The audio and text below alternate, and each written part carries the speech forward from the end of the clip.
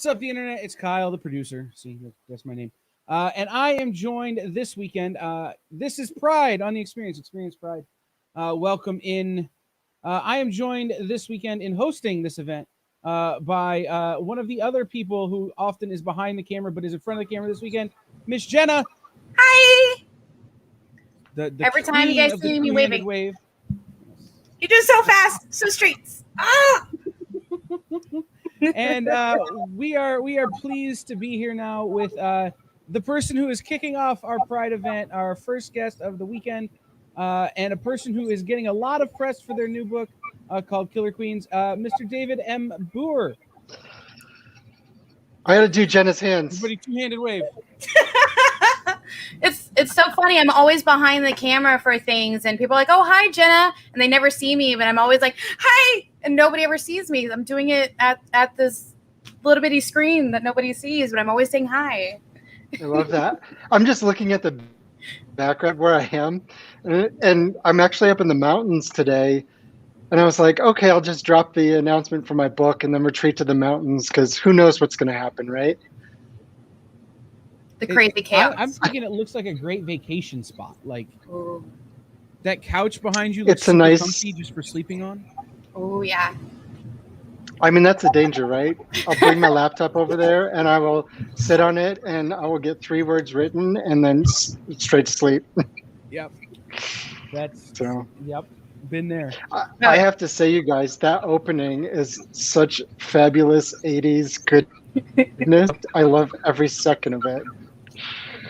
The animation was a lot of fun to do. I'm going, okay, I want bright colors. I want, we did pastels for the last event. I want bright colors for this event.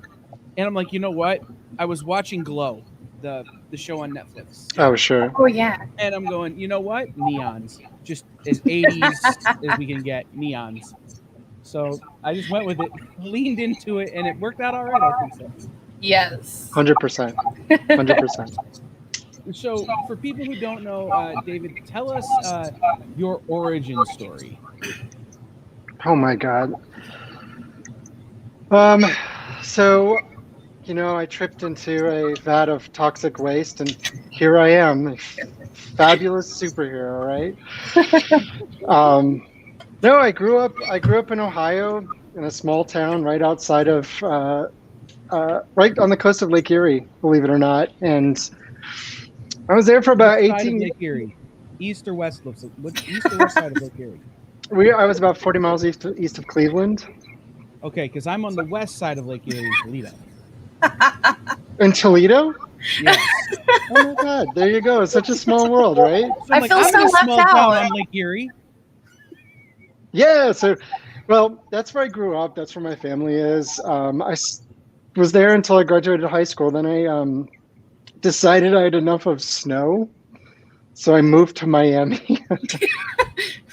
Big difference. So funny. I went to college. This year. What's that?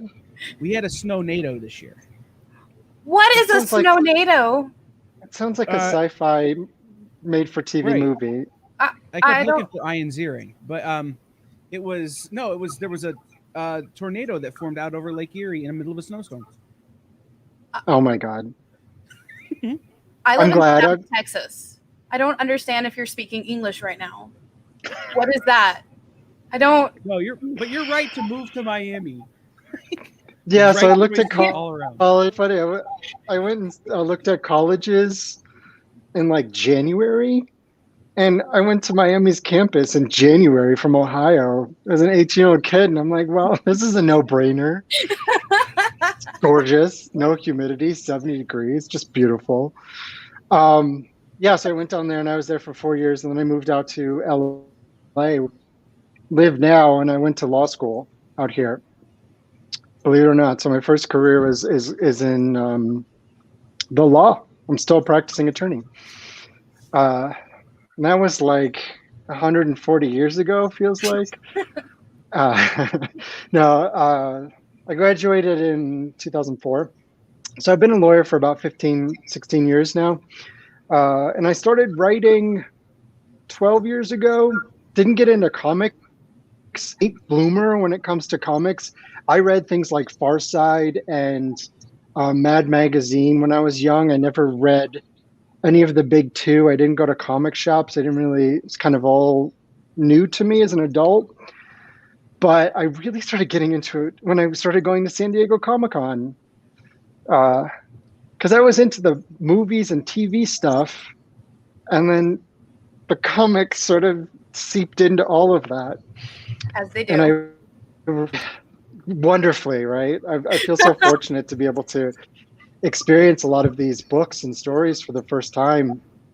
But the book the series that I read, that I talk about this all the time because it's my favorite comic series of all time, is a little tiny indie book called Key that just made me fall in love with comics so much. It showed me I didn't know what stories you could tell in comics, really. I just thought it was like, capes and tights and kind of, sometimes outlandish stories and just big spectacles. I read Lock and Key and I thought, well, geez, if you can tell this kind of story in comics, you can tell any story in comics. And that set me on my path to reading things like Watchmen and Dark Knights. And so I'm reading Sandman right now. I'm in the 4th or 5th volume, and just opened up my minds as to what comics could be. And that really was what set my late in life love for doing this. So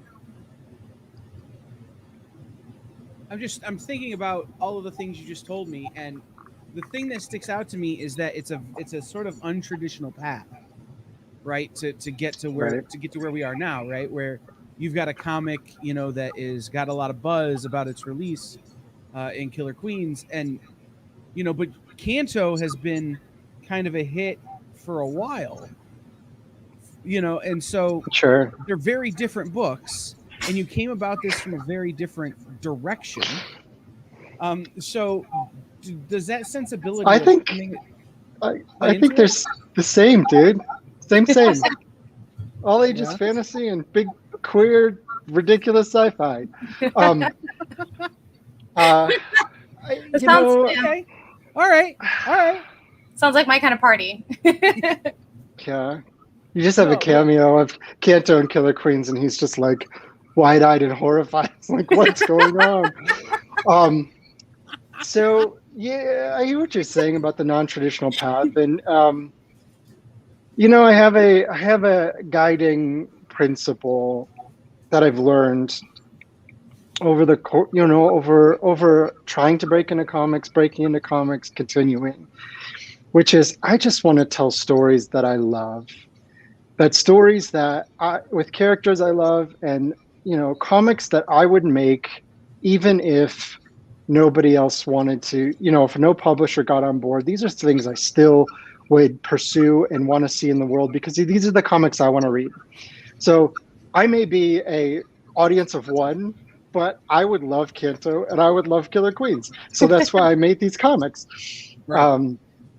But Killer Queens is something that was important to me. Representation matters, and bringing together an all LGBTQ creative team really mattered in this book.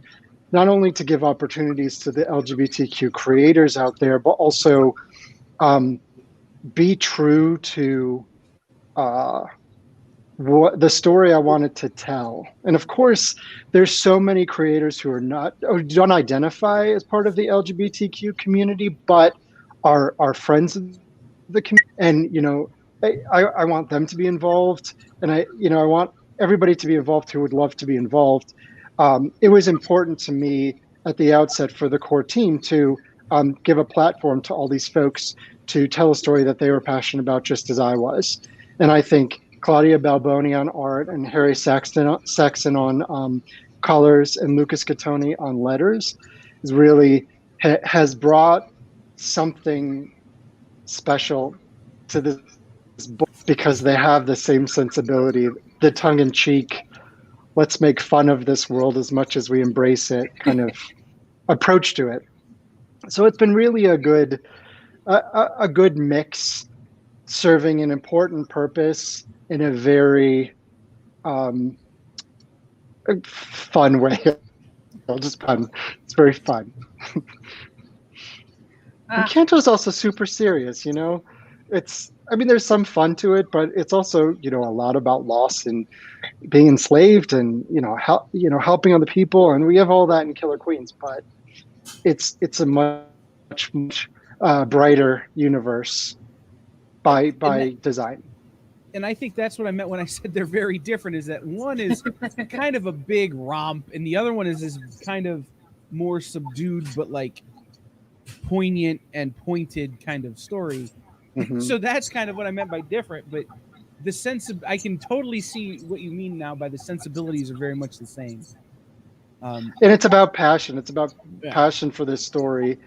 And, you know, the next things that I have coming out are kind of, you know, they're not like Killer Queens. They're not like Kanto. It's just something different, but they're stories that I feel so strongly about that I mean, I hope my audience comes along with me, whether or not they're huge fans of, you know, there's a lot of people who are big fans of Kanto, and I wonder, are they going to make the leap to Killer Queens?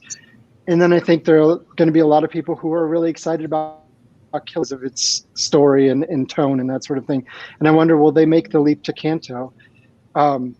And I just hope it's the passion for all of these stories that sort of brings them to the different. You may not enjoy one. You may enjoy one more than the other, or the next thing I do, you might enjoy more than those two. But it's just, I hope the audience now will give it a shot. And if it's not for you, the next one's for you. But I really feel like if you like how I tell stories, then, you know, come along for the ride, because this is going to be a fun romp, as you say. Yeah. So is your process different, one book to the other? When you sit down to write a Kanto story, is it different than sitting down to write Killer Queens? Do you write in a different place? Do you approach it from a different? Is there a different soundtrack? How does that play? Because I'll be honest, the second I look at that cover, I just hear, you know, Freddie Mercury in the back of my head, just, you know. Oh yeah, like there's definitely soundtracks to it in my head whenever I read them. I mean, Janelle Monáe is just constantly in my head. Queen, obviously Killer Queen, but like the soundtrack to the Flash Gordon movie. It's awesome, and it's perfect for that, and that's the kind of feel I'm going for.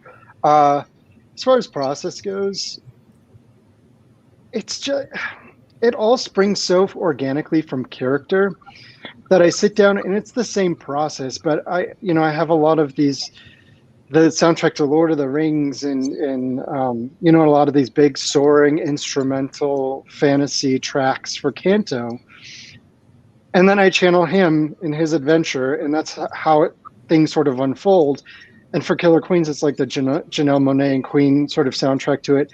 But then I look at these two characters who everything I feel like is super organic to their character. It's nothing. And Beatty, who's the monkey boss, the monkey with the jetpack. He's got his particular personality, so it's not like they have one-liners, but it's all because that's who they are. It's like Guardians of the Galaxy, right? It's so funny because Drax and Rocket and oh my God, what's his name? Chris Pratt, his character. Star-Lord. It's because you know who these kids, and so everything springs from their personality. And the hijinks they get into is because of who they are, not, manufactured to get there. And that's my process, is I sort of get into the mindset of these characters of Max and Alex and Beatty. And I'm like, what's ridiculously dumb thing are they going to in, because they made just a set of breathtakingly poor choices to get themselves to this place. Isn't that how every adventure starts, is choices and not always good ones, right? Yeah, there was a anecdote that somebody said, when you're writing, this is Fred, coincidence can always get characters into trouble, but you never want it to get them out of trouble. So that's sort of in this, it's their poor choices that get them into trouble. And then I like to think it's their ultimately good, deep down they're good people. And it's those choices about being good people that get them out of the situations. It's the same with Kanto. It's he goes on a quest to help somebody else, and he's so pure spirit that the choices he makes are going to help him along the way. And Killer Queens are the same way. They're dum-dums at times, but they're so pure. They have such good intentions that ultimately that's the thing, that the choices that they're going to make to get them out of their dire situations. So you're going to love these characters. That's what I'll say. You're going to love how ridiculous they act to get themselves into trouble, and you're going to love the choices they make to get themselves out of trouble. I have to tell you, we're putting all this together, and it's when you talk to David for Killer Queens, I'm like, oh, I never even read this solicitation. I just ordered the book because there's a monkey with a jetpack. So many people have said that. Like, whatever. Well, Jenna knows that I'm totally into animals doing people things. Yeah. That's Kyle, you better be sitting down because there are hench otters. What? His henchmen are human-sized otters. Surprisingly cheap. Oh my gosh. I can't wait. I can't, that's... And we're actually, so they just have a cameo and everybody loves them so much that I wrote this is like breaking news, guys. I wrote a short that's going to appear at the end of the trade, the collection of the 4 issues. Oh. It's probably early to reveal it, but I'm going to reveal it anyway. It's called Killer Queens Presents Harry the Hench Otter in It's Not Easy Being Mean. Oh, I love it. Oh my gosh, so I can't wait. Strap in, people. I'm so it's excited. Be a hell of a ride. I want plushies and t-shirts. Yes, I need a coloring book. I just want this enormous swag basket for both of you that has nothing but plushies and coloring books. I'm telling you, Harry the Hench Otter is a marketing gold mine. Yes, Harry, I love it. It's not easy being mean, guys. And that's the whole shtick of it. Otters don't look mean at all. But they're so vicious, though. That's the point. That's but I love it. You'll see Beatty has a the fluffy monkey with the jetpack has a complex about that because he's the boss of assassins, and it's like, dude, you're wearing a leisure suit, you're 3 feet tall, and you have a jetpack, and you're cute as hell. I'm sorry. I'm struggling taking you seriously, buddy. Okay, it's official. That's what I'm dressing up my dog as right now. Like for Halloween, I need to find a jetpack. He's cross-eyed and he's an Australian cattle dog that's all black and white, and he's gonna look perfect, and I can't wait. Oh my god! You got to get one of those costumes where it's just the front, so he has in his front legs or the legs. Yeah. And give him a little laser gun with the leisure suit and a little little jetpack. I have friends who sew. I'm gonna have to oh my goodness, the incoherent shenanigans. I can't. I love it. I can't wait. I'm so excited. I love animals. I will. Yes, I'm writing it down now. So fun. Got it. I don't even know. That's gonna be so exciting. That's so. Now. And you know, rabbit hole of all the different things that you could do with a hench otter. Oh, I need it. I'm seeing the Wicked Witch of the West replacing the flying monkeys with something more effective. Yes, like hench otters with their own jetpacks. Oh my gosh! We've outsourced. So we're playing up flying monkeys to these otters. Yeah. They're not super great at following directions. but they totally would have taken care of the little dog, like it'd been done. You see like these quick cuts, right? They just keep flying into the Wicked Witch's castle and different things. And she's like, Dorothy, it's a human. And they drop in like corn stalks or the Tin Man or cattle or something. They're like, she's a human, people. But we do come down to it's there's heart to it. I don't want everybody to think it's just slapstick, because right now I think a lot of traction because it looks like a 50s throwback retro futurism mixed with queer characters, which is a wonderful mix that kind of pokes a little bit of fun at that period of time, the 50s, late 40s, 50s, and how close-minded and McCarthyism and post World War II, where everybody was so afraid of the other, they just wanted the nuclear family.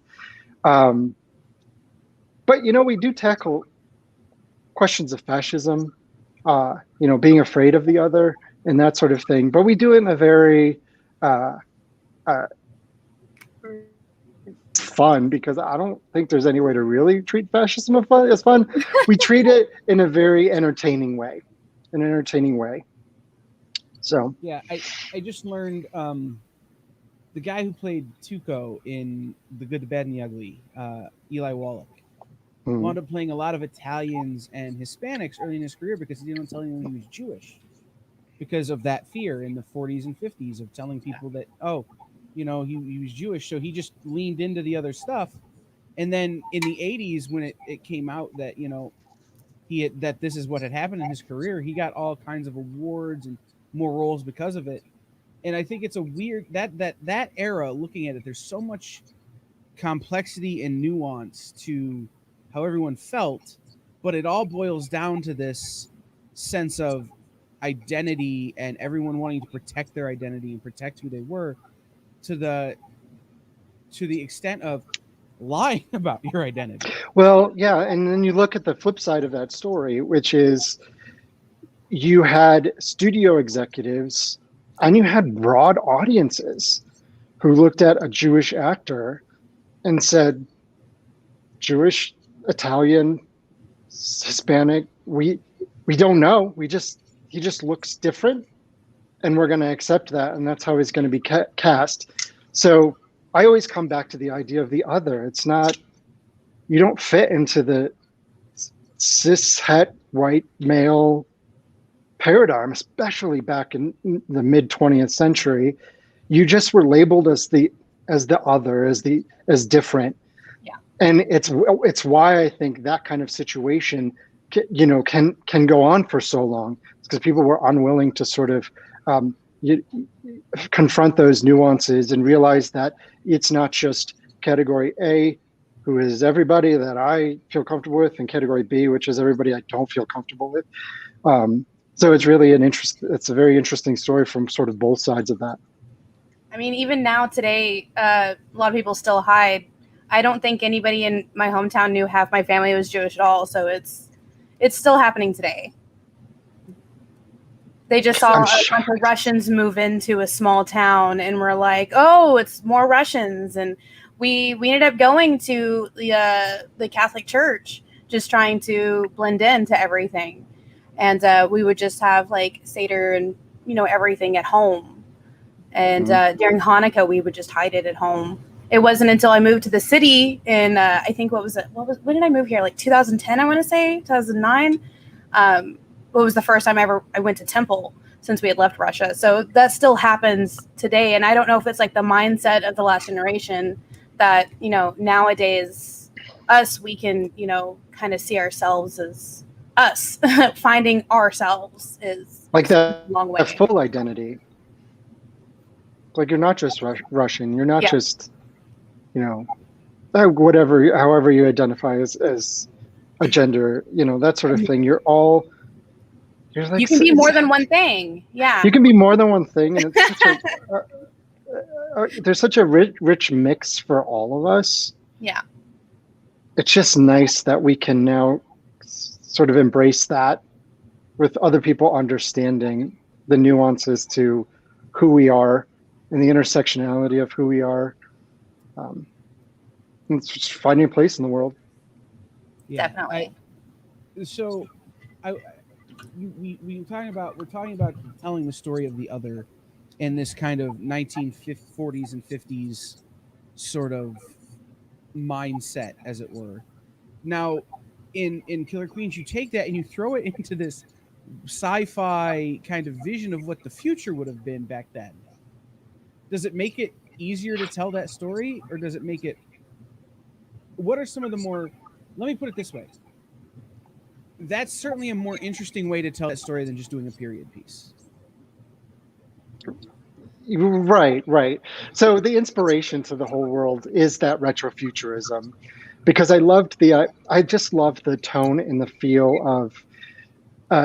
You look at the covers of Popular Mechanics from the 40s and 50s, and they put on rocket ships and flying cars and cities on the moon and all these things that they thought the future was going to look like.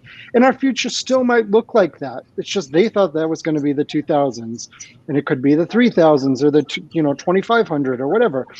But the tone and feel of that, the primary colors, the let's make up, let's try to look ahead and see what things might evolve.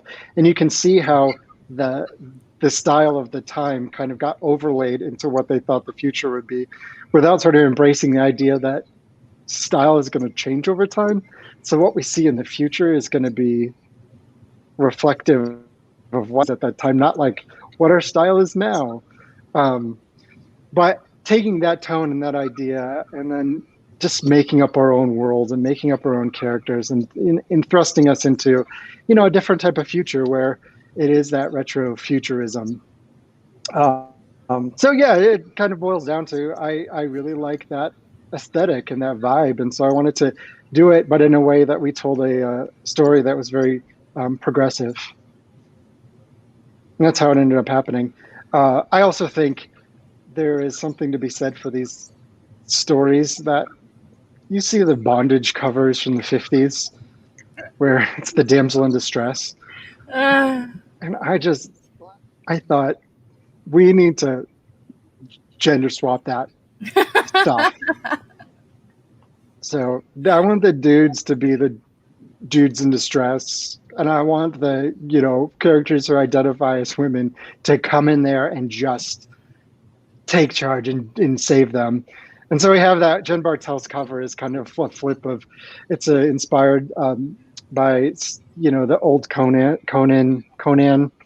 covers, Boris Vallejo, and which National Lampoon's Vacation, the movie poster. Oh, do you remember that? Yeah, where he's just like hitting like this and just like yeah. He's the muscle guy, yeah. And what's her face? His wife. I can't remember her name. Well, it was hanging onto his leg, and he was like the big, burly hero guy. And so Jen flipped that and put it on its head. So I can't wait. And once you read the first issue, you're like, that's 100% what Max would be doing in that situation. Alex would be saving the day, and Max would be clinging to her leg, like, this is his last moments in the universe. So. Oh my gosh, I love it. Yeah. That's amazing. Can you find the National Lampoon's Vacation poster, Kyle? Yes. It's probably just on the web. Yeah. I've always wanted the reverse of that. It always reminds me of what was it called? Army of Darkness. They did. They did a spoof of it too. Yeah, they did a spoof of it, and I've always loved that spoof. So I don't know what it is. It's that one, and then there was another one that they did, and I wish I could remember what it was, but it was sort of a Mars Attacks also did one, and I love collecting those. I have a whole third or fourth, whatever bedroom it is, just full of like all of our posters and just pops and everything, and it's just like when I collect covers like that, I try to put them up all on there because I have all the Alien covers that Marvel did, kind of all connected over one of the windows, and I'm like, I need to get all of these on the other wall. It's It not was fun. haphazard. Yeah, it's such an iconic image, and it was so fun to, you know, for these characters, and it just gives you the feel. And then our other cover is by Chris Abels, my good buddy, and he's phenomenal. There it is. Yeah. I don't. Never I wish I could remember what the original picture was now. It's Boris Vallejo is the artist. Okay. And I don't know if there is a specific cover that's that pose, but he's very much in that style where there's the, big busty women, scantily clad, and then big muscle guys who are in fantasy situations. I think it's about every one of Boris Vallejo's covers look like that. I think so. I don't think there's one that's specifically that, but there was, in the 50s, it was a lot of that bondage covers with the damsels in distress, and we just it's just such a focus on masculinity, because I think it was just the assumption that men were the only ones who read comics, and so they'd see themselves in male characters, and they'd see their desires in the female characters, and that's what we got for so many years, so many decades. I love it's how fun it's to kind of flipped now. It's fun to flip it. You mentioned the Chris Abels cover, so we'll pop that one up as well. Ooh. This is our. I'm such a huge fan of Dragon's Lair. So Don Bluth. Yeah. Dragon's Lair, Space Ace. That sort I love of, it. And this is. I think this is such a fun tribute to that style of. Again, a big. This is 80s hero trope. And just lay it over top of these two queer characters. And this So was much the fun. cover that sold me because of the monkey. I think, I can't remember if has his flicking off the camera, but I think he is. Oh my gosh. We can address that, I believe. Here's Kyle doing his magic. We have to investigate now. I have to get it to scroll the way I want it to scroll. Oh, don't worry about all the stuff. We're just having. I'm pretty sure he is. Storm. That's a. Oh, he is. I love it. You'll see. There's a particular scene in issue 1 where that comes. That's a serious plot point. I love it. I love it so much. Yeah.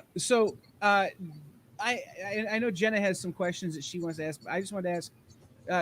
We had talked about it earlier. Claudia is in Italy. Yeah, I believe so. Yeah.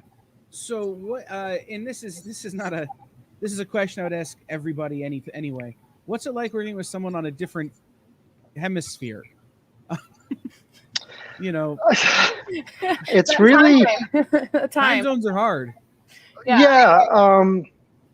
We correspond mostly via email, and so that's easy. You just get an email, and it's just there, and you can answer when you need to. But it's with technology, it's just not that much of a challenge anymore. Harry and Lucas. I want to say Lucas is South America, and Harry is in Spain. I want to say.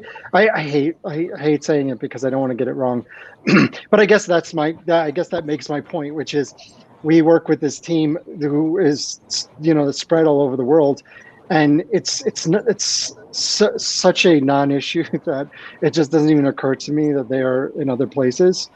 So they're all been super fantastic to work with, super responsive, and it's really easy to make a comic with a team that's spread out everywhere. The one unfortunate thing is it's hard to have appearances at cons, but that problem was solved over the last 16 months. Yeah. For good or bad. It's made so many things easier. Yes. the 5 things that's made easier and the 50 million things that's made harder. Yeah. I mean, we gotta look for the silver lining, right? It is the best months of my writing career have happened since the pandemic. So it's really been pretty fascinating. I feel so bad. During the pandemic, some of the best things in my life have happened. I got married, got a house, got a dog, and I'm just like, my year was great, and everybody's like, this is a bad year, and I'm like, I know it's a bad year. I'm sorry. Yeah. But I mean, you got it. Yeah, I say that you have to take joy where you can find it. Definitely. And there's, the world around us. There hasn't been much joy in it. If you've gotten married, if you've gotten a dog, if you've bought a house, Yeah. You just embrace those things. Definitely. Yeah. It's been hard for a lot of people. And that's what I just tell them. Even small things.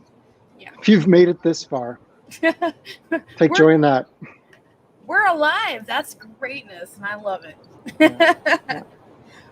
So speaking of like little joys and stuff, so I read somewhere that you kind of like old school Nintendo games.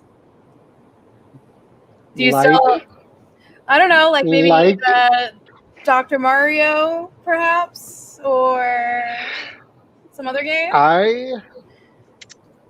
It was the original Nintendo. Super Mario Brothers. So, can I tell you my backstory for the NES? Yes. So, one of the I have an identical twin brother, and one of our earliest shared memories we were just talking about it a few weeks ago. It was a memory that both he and I have exactly the same way, and it was crystal clear. We were on vacation visiting some family friends on a farm in West Virginia.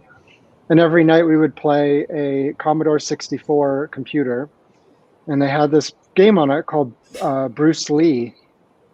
I think it was just called Bruce Lee. And it was super rudimentary, 8-bit, pixelated, even more basic than the NES. And I want to say it was 1987 because the NES came out in 86. And we were playing and we were glued to this thing. And my dad comes in the room and he says to both of us, I think when we get home, I'm going to buy you a Nintendo. And we were, if it was 1987, we were both 8 and we lost our minds. We have the exact same memory that it happened the exact same way. Oh my So God. we had the original NES. And if anybody, you probably don't know this, but original NES had an option for the deluxe system where there was a robot. Wait, it was called, a robot. There was a robot. Okay, I have to go find this now. You have to Google it. It's called.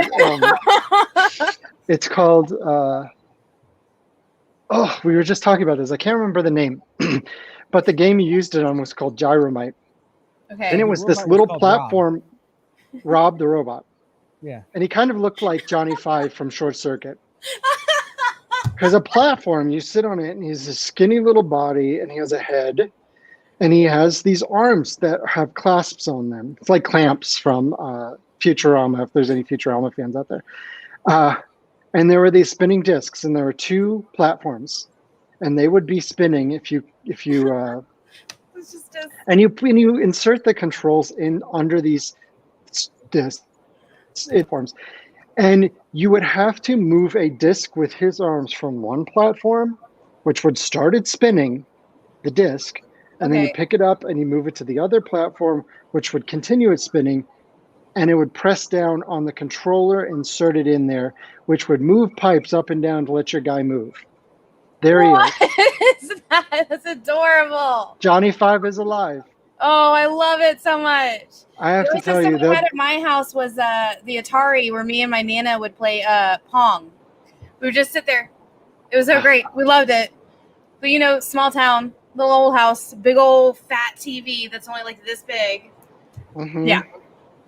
That's so we had for a Rob for a while to put on the shelf here in the studio. Like, they're crazy expensive. They are because they were terrible. That's the moral to the story. I just described to you it. That was so terrible to play with. First of all, we discovered you could just use the controls to move the pipes up and down on the game. So we were like, screw this. It takes so long.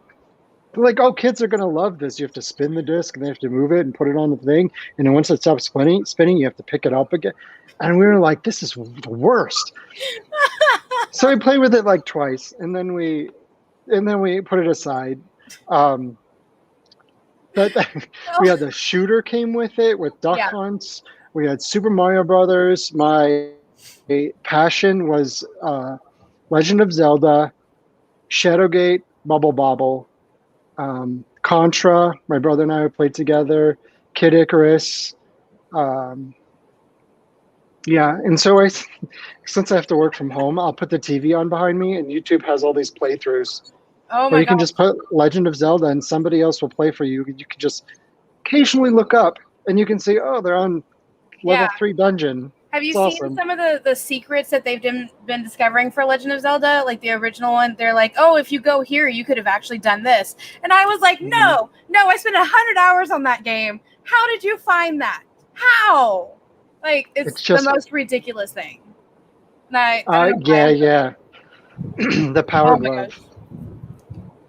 Now you're playing with power. They have the old commercials. They have the old commercials on YouTube. You can do a whole playlist of just old Nintendo commercials. They put up on Amazon Prime a whole thing of what is it, like the 50s drive-in movie theater, like old school, like go get your popcorn while the break. Yeah, the intermissions. That is so crazy. I was like, why is the hot dog dancing and jumping into a bun? This was on like actual things in front of kids. Yeah. Our best NES game. For me personally, it was probably Legend of Zelda because of the play value. Oh yeah. So I was going to say Donkey Kong. Donkey Kong. That was one of my favorites. Yeah. But you mentioned Contra, and I'm having a lot of flashbacks. I did too, yeah. I keep the Konami code. Mm-hmm. Oh. See, okay. I was a Genesis guy. I was a Sega kid. Altered Beast. I keep asking people, did anybody else have the 7-Up game for Genesis? Spot. For Sega? Oh, yes, yeah. I forgot about that. I never had it, but there's also, since the pandemic, there's been a lot of time to put the TV on in the background. And there's these playlists that you can play that they'll just go through. Here's all 1,400 NES games ever made. And it's like, 20 seconds of each game. And so you can see hundreds of games that most of us have never even heard about. And I did the Genesis one, and Spot comes up, and I'm just thinking, oh God. I think I watched one of those videos for it was old DOS games, and there was this one for Captain Crunch. You got in a Captain Crunch box, you sent in the lids, and it was called it was something about creatures you were trying to save from mining Captain Crunch balls in the ground. And I'm just like, this is okay, so they're mining the Captain Crunch berries, but you have to save the creatures, but you had to eat the cereal to save the creatures. Of course you do. What other cereals had games? I want that gritty shared universe of serial characters where it opens with the grizzled Captain Crunch with a hook. He's on the prow of the ship, and it's pouring rain. It's like a tempest, and he's pulling up to a port. Just bugging the crap out of him. He pulls up to a port, and then the people are elves dressed as like hobbits with their hoods on, and the rain's pouring down, and it's dark, and they come out, and they say, "It's worse than we thought." The camera pans to a castle on a hill with lightning behind it, and there's Count Chocula having a dinner date. What's his name? Frankenberry. I think we're officially writing this comic now. That gritty reboot of oh my God. General Mills. And the town is going to have a sawmill that's going to be called General Mill. Yes. Right? Yes. It has to. I would expect nothing less. Oh. Okay. So we only have a few minutes left. So Jenna, what else you got? I'm sorry. I've got What pouring else? rain. I didn't hear you. What else you got? I know you had a few more. So actually, Oh my God, Jenna! It's time to go into the horror.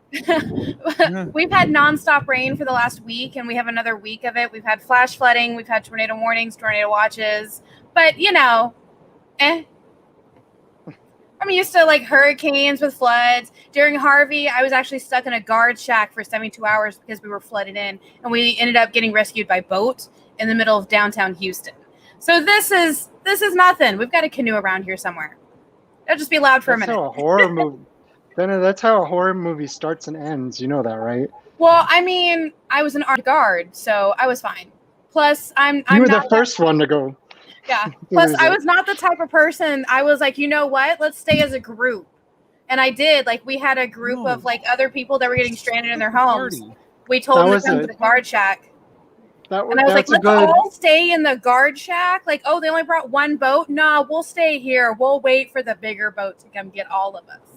We'll wait. Yeah, that's I've a seen good final girl the move. 80s horror movie classics. Yeah. We're not separating. This isn't Always Scooby-Doo. the party, man. So What could ironically, and David, you'll get this reference. The shape of Lake Erie changed last week because we got so much rain here in Ohio that there are now cities that no longer exist. There are now what? There's now several small towns that no longer exist. Ooh. Wow. Including mine. I thought that was just a South Texas hurricane season thing. It's everywhere. Oh, so actually, my brother and my husband wanted to know which one was your favorite Lord of the Rings movie and which one was your favorite Star Wars movie. I just rewatched all of those. So did we. Over the course of a year. Lord of the Rings is very hard. It's such a challenge because it's such a unit. Yeah. It's such a storytelling unit in the three. If I had to choose, probably Return of the King. If it helps you at all, my favorite one is Two Towers, just because of the Ents that show up in it. Huge fan, love them. Yeah, and just that moment they get so angry that they just start shaking. Take out Saruman. Yeah. I love that. Somebody posted this on Twitter, and it just gives me goosebumps every time. It's just that last scene, and I love everything about all the movies, but that last scene where the hobbits kneel before Aragorn, and Aragorn and says, he's like, no, oh yeah. That's you kneel for no one. You kneel for no one, my friend. And I tear up every time. I'm like, I got goosebumps right now because then they have that beautiful wide shot of everybody. It's so beautiful. And then it's also I think it's in the first one. Oh my gosh, guess the parents were shit. Oh, yes. And then the part when Samwise says his speech, when he's like, there is good in the world. And I'm always like, oh, I got to share that at least once a month. I love it. Yeah. Just his speech always just, I love it. Does my nerd card get revoked if I've never seen any of these movies or read the books? Yes. No. Okay. No. And you know why? And I will beat this drum until my last breath, which is I cannot deal with anybody who gives anybody else flack for not having seen something they love. And one of my friends said this to me a long time ago, and it's always stuck with me. And she said, why would I ever say anything to discourage you from experiencing something that I love so much, but you get to experience it. I never get to do that again. And now you get to see all of these movies for the very first time, Kyle. And you may not connect with it the way that we connect with it, but that's fine. Yeah. I don't want you to not go see it because somehow I think less of you because you haven't. You've probably seen so many things that I have never seen. So. Well, that's the thing I always tell people is by the time my friends discovered Lord of the Rings and the movies were coming out, I was already 2/3 of the way through the Stephen King collective works. Oh. I went a very different direction in my fandom because I was introduced to things like Preacher and The Watchmen entirely too young. So it's but it's one of those things is like you're telling these stories, you're getting so excited. I'm like, that sounds awesome. Never seen it. It holds up because we've seen it so many times. If you're a fantasy fan, it's really just one of the most wonderful visual stories. It's most wonderful fantasy stories that I think has ever been told. It feels like it's a full like beginning, middle, end. Like it's so beautifully done. All the side stories have like pretty good wrap ups. There's maybe like one or two that I have questions, and then I just go back and I reread the books when I do. It was really cool this year for spring break or whatever you want to call it that they had this year. My two teenage nieces who were living with me at the time, they're 15. At the time, they were 14 and 13. They got to sit down and watch it for the first time with us. And we actually started the extended one. And the older one, she didn't really care about it till halfway through the second one. And then she just like forgot she even had a phone. And it was so great. I wish I could have recorded it. I had so much fun like getting to show. I have 17 nieces and nephews. So I can't wait to like eventually show all of them. Like sure. So it's really cool. That's so great. It's so much fun to share it, especially with each like of the next children's. I think what's so effective about it, we were talking about this with some folks the other day. The story, there's so much going on. The story is so simple at the end of the day. It's this little character has to get this ring to this place. This little character has to get this thing to this place to save the world. And no matter what happens with the side stories and the wars and different fights and all these different things, you have that guiding light, so you never lose sight of what the story is ultimately about. And I think there's so many stories out there that have so many layers and nuances and all these things that you kind of lose interest because you don't have that one thing that you can always fall back to. I don't know what's going on in Minas Tirith. I don't know what's going on in Helm's Deep necessarily. I'm not following all these things, but I know there's Frodo and I know there's that ring and I know he's got to get it to that mountain. That's all I need. Yeah. Although the Helm's Deep battle was one of my favorites of the entire series, especially in the extended edition when all the trees just start showing up and they're like, "Don't go in the trees! Don't go in the trees!" Like, and they ate them. Advice for anyone with seasonal allergies. The orcs just the Orcai and the orcs were just like, ugh, dead. It was greatness. Definitely. Now I just watched them all last month. I need to sit down and watch them all again. Do it again. Do it again. I need to go find more nieces and nephews. I need to go find them. We have a family reunion coming up. Now I have to do it. Jenna. She was arrested for kidnapping. All she did was show them the Lord of the Rings movies, but apparently they look down on that. Next time it'll be the Hobbit movies that I kidnap them. It'll be fine. There you go. It was just a family reunion. They don't want the kiddos anyways. I'll just bring them over. We'll be fine. So we got about 5 minutes left. So let's do the job, which is to say, David, we talked about it a little bit. We talked about a lot, kind of. But give everybody out there who's watching the elevator pitch for Killer Queens. Tell them what they should be looking out for, and tell them about the book. Sure. So Killer Queens is about two gay former intergalactic assassins for hire on the run from their boss, who is a fluffy monkey with a jetpack. They have stolen his ship and he wants it back. So as they try to evade him, they take a job, a standard no-kill kidnapping rescue on a planet that's split down the middle. Half of it is free, and the other half is run by a fascist dictator. And Killer Queens being who they are, they have a meticulous plan, and it all goes to hell almost immediately. And then hijinks ensue. There you go. And don't forget, Henchotters. Oh, henchotters. That's the elevator pitch. I'm Killer gonna Queens. get. Two I'm just gonna get the gay word former- henchotters tattooed on my arm. two gay former reformed intergalactic assassins for hire, and there's henchotters. Perfect. Done. And where can people follow you on the social media and support you in your work? Sure, you can follow me on Instagram at David Booher. You can follow me on. No, that's wrong. Let's try this again. This is not live, right? No. Take two.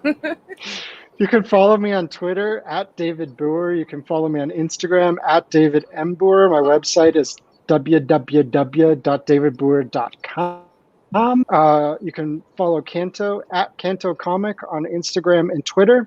Killer Queens now has its own dedicated Instagram page, Instagram account, which is at killer_queens_comic. You can also just look at my account. I know it's kind of confusing. And Killer Queens comes out from Dark Horse on August 18th. It's available for pre-order now.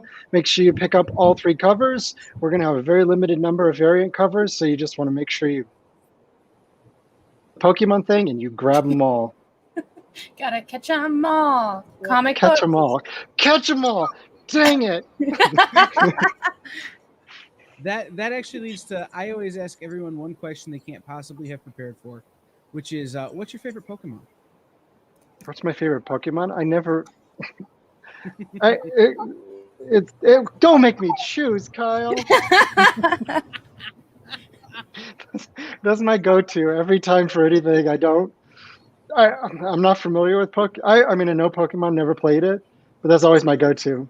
Don't make me choose. Well, then we'll swing it around on the other side. Ultimate Nerd Garage. You get 1 car and 1 spaceship from all of pop culture. What goes in the Ultimate Nerd Garage? It would be Serenity from Firefly. But of course.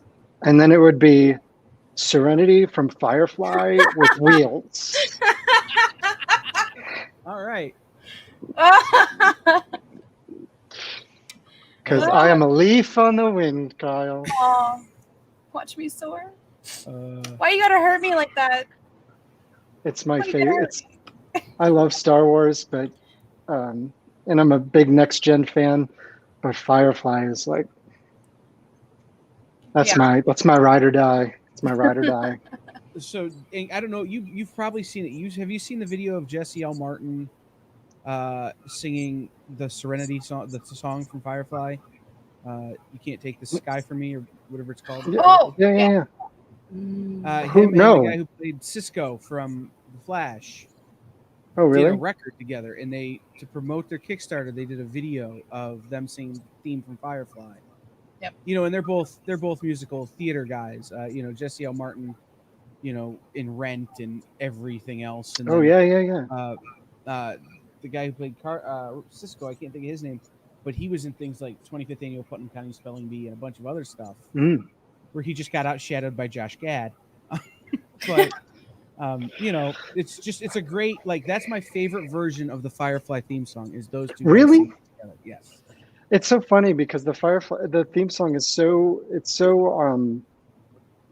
perfect and haunting, and just it's just so fits so well with his voice and just the way it's really just the guitar. So I'll have to listen. It just makes me emotional every time I even hear the theme song, because the show is just, it's like almost mourning a loss. Oh. Mm-hmm. And people don't understand. I'm sure they're like, it was a TV show that lasted 1 season, but there's a connection there. Yeah. No, we're all brown coats at heart. Good. Yes. So I know you're on a deadline, so we promised we'd keep you to an hour. We appreciate you being here and kicking off our Pride event, David. Make sure you go out and pick up Killer Queens, all 3 covers. They're all awesome. They're all I'm just excited for the book. How many issues is it, real quick? I know it's a mini. How many issues is it? Just 4. Just 4. So you got to get on it early. and then make sure you pick up the trade as well on that one. I mean, I would love if people, please, because the stronger we are, the more likely it is we're going to get the second arc and the third arc and that sort of thing. And I just want these characters. I just love these characters so much. I want to see all of the ridiculousness that they get themselves into. And there can be 100 scenarios. So let's see them all. Let's catch them all, Jenna. I'm gonna have to get a shirt made where it says "Catch 'em all" and it's just like the cover on the back, like all 3 covers or something. Yeah, exactly. All right, we're gonna get that to the shirt shop. Yes. David, I really appreciate you being here, man.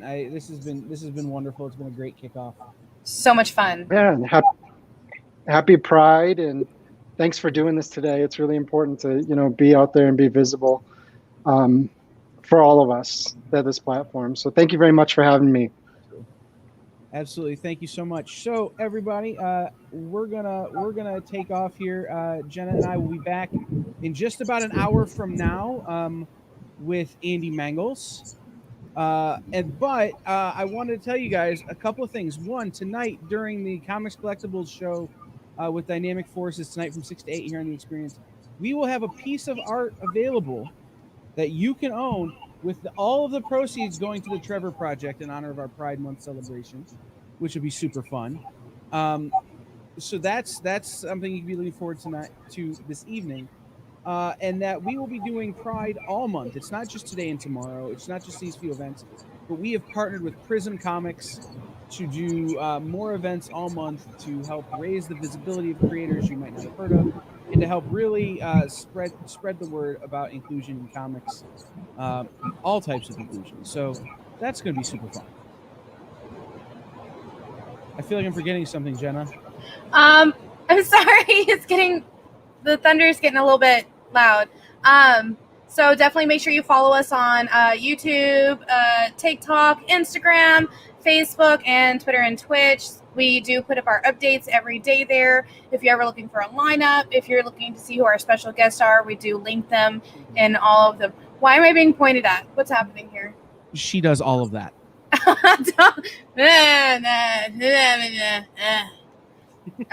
If you ever want to learn more about us, we do upload our questions on TikTok and Instagram.